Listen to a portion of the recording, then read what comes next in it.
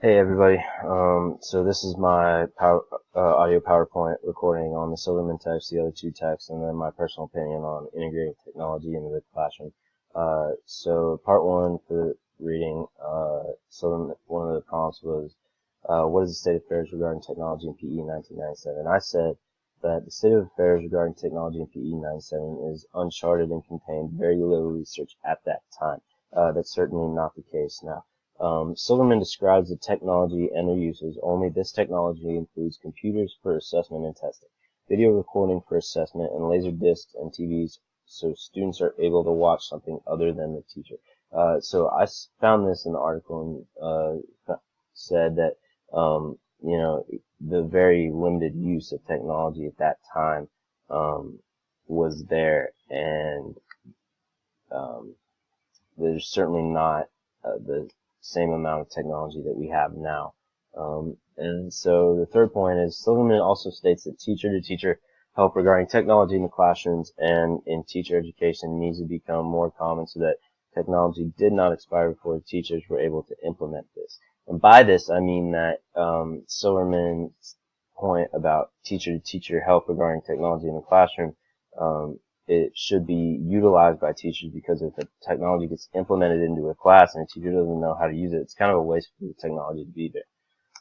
Moving on, for the second point, which possibilities does Silverman perceive for technology in PE? So I said that Silverman perceived the integration of technology across all subjects in classroom and in schools. This came to light when projectors and smart boards and other classroom materials were introduced, smart classroom materials were introduced to the schools. And for this, I mean that it allows students to learn quickly or learn in a different way than normally just reading out of a book. For the second point, it said Silverman then perceived the use of virtual learning and video learning in the schools. He provided the example of distance learning and how important that will be to teach, even though professors may not be affiliated with a learning institution. So by this, he said that, students may be able to learn from far away, from teachers that aren't even integrated with their schools, and that it may be more beneficial for students to learn at a distance than rather up close. And then for the third point, I said he then perceived the use of communication through the internet to provide information. This came to light with the help of social media pages, homework apps such as Blackboard, and online class websites. This is true today, and we have even more now than we did even a few years ago when I was in high school. But the use of communication through the internet to provide information, so, using social media, using homework apps to display assignments and send out notices for class and class websites to find information. What potential problems does the author perceive? The first problem is that Silverman addresses the issue of schools having to purchase technology. And so this is different because the students may have different learning opportunities depending on their school's wealth or where they live. If one school is able to afford one technology that another school isn't, then the students will have different learning experiences, and that's not good. The next issue he provided was the issue of technology's negative impact on physical activity and how the advancements in technology are counterproductive to one goal. So this meant that students may get distracted by the technology, or that the technologies may advance so quickly that the students may learn one thing and then struggle with the other. The last issue is that Silverman addresses the issue of students having the most technological knowledge more than their teachers. This would be bad for teachers, giving authority a bad reputation. And this is true. Students should not be the most knowledgeable person in a classroom. That's what the teacher's for, to be able to teach content. And if a teacher doesn't know how to use technology, the student should not know more. The teacher should be able to master that technology. So from part two, these are more readings that we were provided. So my first reading was Pyle and Esslinger. And so I took a direct quote: the use of technology in PE classrooms without teacher mastery of that technology may take away from the activity and learning time in students. And this is true, especially in a physical education setting. Having a teacher master all the content and the technology to use that content, before teaching the students before the students arrive would be way more beneficial to the students than having the teacher waste time trying to figure out technology. And so second, I said student teachers must know the technology. It's becoming more common that student teachers need to know how to use and implement technology in PE. And this is going to be vital for us as upcoming seniors, and especially going to our student teaching next year, that learning all the technology we may need to know now instead of later down the road, because if we're able to learn it now, then it's going to take a short amount of time for us to use it when we have our own class. The third point I have is use technology to aid yourself in classroom management. Using technology such as music to keep the students organized and on task will allow for better organization of the classroom. And I find this true because if a student hears music when they come in the gym, they know they're supposed to be doing something, or dancing, or a warm-up, or just whatever, but it keeps the student on task and that they're not running around. This also helps the teacher and the fact that he or she is able to manage the students and get them ready for roll call or the day. The second article was Lambert, and what I took from this was get acquainted with social media as soon as possible. Most of us now already know how to use technology, especially social media, so creating social media pages for the classes we have or a class website would be able to use these pages productively, and in that we're able to communicate with the students outside of school. Be the student. Being the student, it's okay if a teacher does not have great knowledge of technology at the start, but become the student and do not block technology for lack of use. So what this means, especially in a physical education setting, is that we don't get the chance to have the smart boards and integrate technology every day. So we have to integrate different technologies.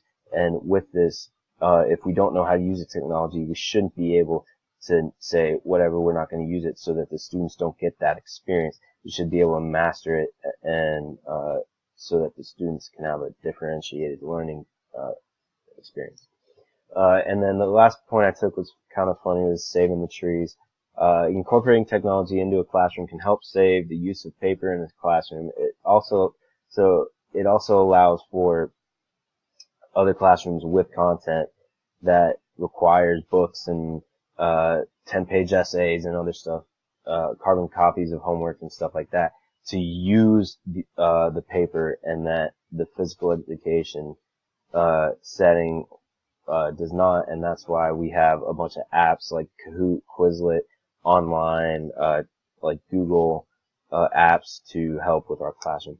So the first function I got from these was communication. Technology is able to communicate a large amount of information in a short amount of time. Also, technology can also help with communication in the classroom. So instead of trying to communicate with social media to outside sources, parents, other teachers, coaches, other coaches, we're able to communicate directly student-teacher in the classroom. With the use of cameras and videos, teachers are able to relay what the class is doing. So if we had these social media pages, then you take a video of your students working on a power clean in a weight room, or a baseball swing in a baseball unit.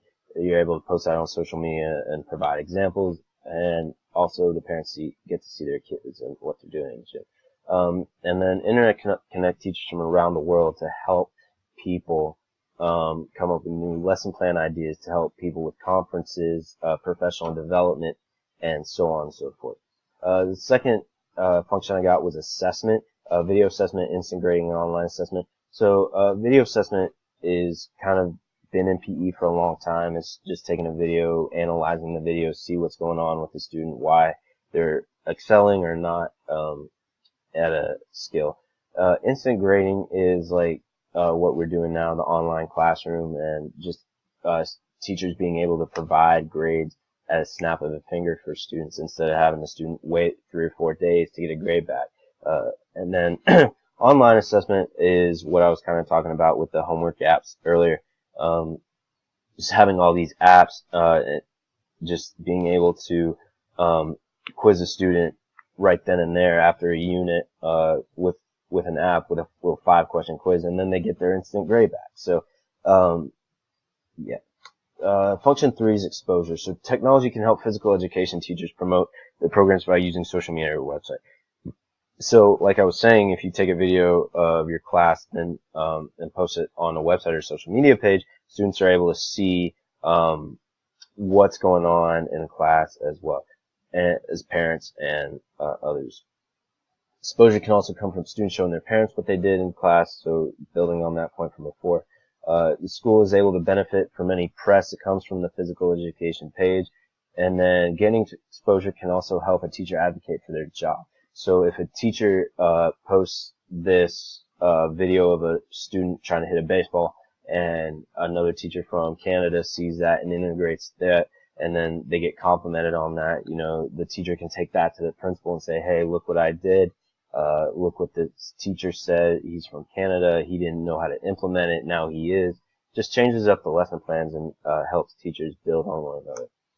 And then using technology in PE wisely, I said having self-imposed roadblocks. Teachers should not take technology away from their students by lack of knowledge.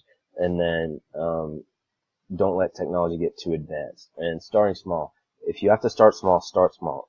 Do not allow the knowledge of technology, not having the knowledge of technology stop you from using it. And then be resourceful, use peers, use students, use other resources that can help you learn this technology quickly so that you're able to use it in your classroom. Part 3 is my personal opinion, and the advantages of technology, I believe, are kind of a review of what I've stated so far. Diversified lesson planning for teachers all around the world, diversified student learning, that the overall education quality will increase, especially in a physical education classroom. Exposure for physical education classroom, increased number of students wanting to take physical education because of the integrated technologies. Teachers and parents are able to monitor the students' progress with those online and instant grading assessment apps. And then students are able to learn life skills from these technologies because they're able to learn them at a young age, use them all the way through education, and then when they're older, you know how to use them if they haven't already advanced. Technologies provide students opportunities for evolved learning, with that being different outlooks and learning materials and so on. The pitfalls of technology in PE. I believe that the pitfalls are technology can provide a lot of confusion for students, especially if the teacher does not know how to use that technology.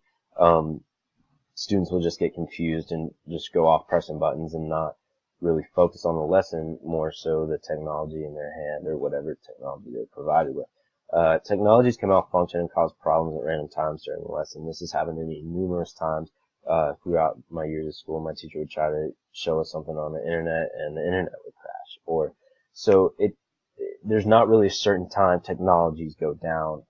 It's random, and that's the danger of using technology in class. It may just malfunction, and there goes your lesson for the day. Also, some technologies that are integrated in other schools and classrooms may not be adapted to physical education.